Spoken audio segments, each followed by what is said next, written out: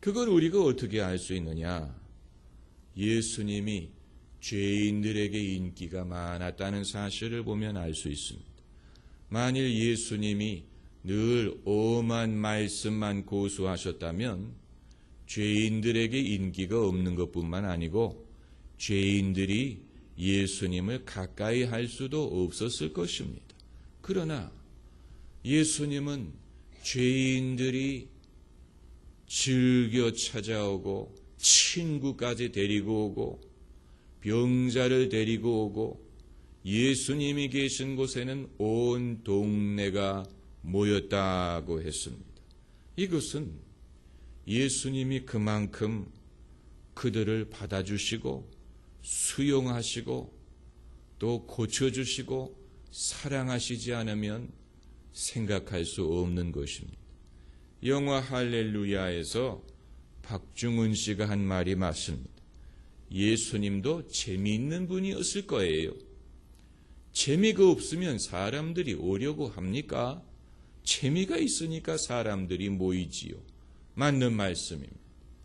우리는 예수님을 엄하고 보수적이고 어려운 분이라고만 머리에 각인이 되어 있지만 그러나 아마 예수님은 유머 감각이 많았을 것이고 예수님은 통이 컸을 것이고 예수님은 남자든 여자든 이방인이든 유대인이든 믿는 사람이든 안 믿는 사람이든 모든 사람에게 매력적인 그런 면모를 가지고 있는 분이었을 것입니다. 이게 예수님의 어떤 카리스마를 말하는 것이 아니고 예수님의 인품과 그분의 메시지와 또 그분을 통하여 엿볼 수 있는 하나님의 영광이 그랬다는 것입니다. 예수님은 하나님의 요구하시는 말씀에 대해서는 한치의 양보도 없이 그럼에도 인간을 이해하시고 긍휼히 여기시고 또 환영하시고 사랑하시고 가까이 하시고 용서하셨습니다. 이것이 예수님입니다. 예수님께서는 사람의 사정을 잘 아셨습니다. 사람들이 얼마나 고민과 근심 속에 사는지를 알고 계셨습니다. 예수님이 공생의 기간을 보내셨던 갈릴리 지방은 가난한 사람들이 사는 지역입니다. 그렇기 때문에 그 사람들은 매일 내일은 뭘 먹고 살까, 내일은 무엇을 입고 살까를 염려할 수밖에 없는 사람들이었습니다. 예수님이 그런 사람들을 앞두시고 너희는 무엇을 먹을까, 무엇을 마실까 염려하지 말라고 말씀하실 수밖에 없었던 이유가 바로 거기에 있는 것입니다. 그것이 그들의 현실을 말하는 것이었기 때문에, 그리고 예수님이 병자들을 고치실 수밖에 없었던 이유도 그들 가운데 몸이 병든 사람들이 많았기 때문입니다. 사람들은 늘 고민하면서 살았어요. 예수님은 그 사실을 잘 알고 계시고 불쌍히 여기셨습니다. 목자 없는 양 같음을 인하여 불쌍히 여기셨다라고 했습니다. 그런데 가난이나 질병만이 사람들의 근심거리가 된 것이 아니고 종교가 사람들에게 근심을 제공할 때도 있었습니다. 그 신앙적인 요구가 사람들에게 번민을 나타내는 경우도 있었다는 얘기입니다. 마태복음 23장 4절을 보면 무거운 짐을 묶어 사람의 어깨에 지우되 자기는 이것을 한 손가락으로도 움직이려 하지 않는다는 말씀이 있는데, 이 말씀은 그 당시의 종교 지도자들에 대해서 비판적으로 하신 말씀입니다.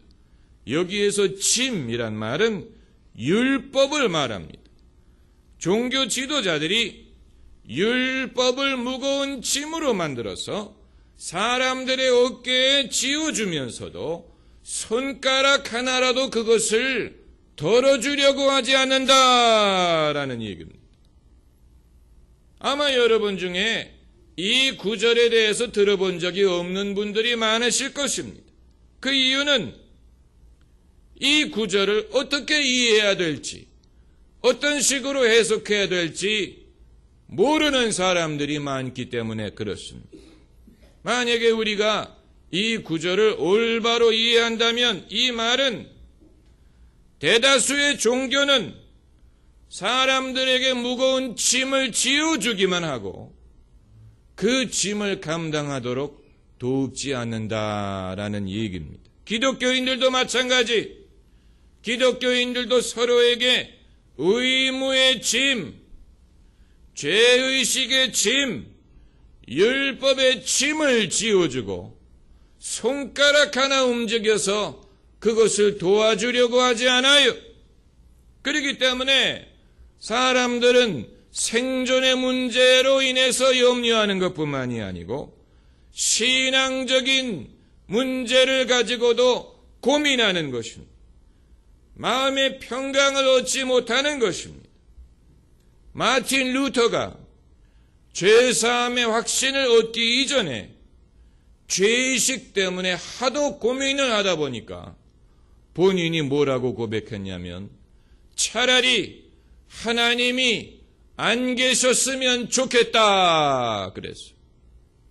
차라리 하나님이 없었으면 좋겠다라고까지 말했습니다. 왜냐하면 자기의 이 죄의식의 짐이 너무 무겁고 하나님이 왜 인간을 이처럼 죄인을 괴롭게 하시고 죄인이 괴로워하고 멸망하는 것을 기뻐하시나 이런 식으로 하나님이 야속하게 생각이 되니까 차라리 하나님이 없었으면 좋겠다. 이렇게까지 고백을 한 것입니다. 그렇게 생각하는 사람이 이 세상에 하나둘이 아닐 것입니다. 이 모든 것은 하나님이 어떤 분인지를 사람들이 모르기 때문이고 하나님이 어떤 분인지를 사람들에게 제대로 알려주지 못했기 때문에 일어나는 것입니다. 그런 상황에서 오늘 본문처럼 예수께서 나의 평안을 너희에게 주노라고 말씀하시는 것입니다. My peace, 나의 평안을 너희에게 주노라. 너희는 마음에 근심도 말고 두려워하지도 말라. 그렇다면 주님이 주시는 평강은 어떤 평강이냐? 첫째로 주님이 주시는 것입니다. 다시 말하면 환경에서 오는 것이 아닙니다. 주님이 주시는 것입니다. 그렇기 때문에 우리가 어떤 환경에 처해 있든가 상관없이 누릴 수 있는 평강이다라는 것입니다.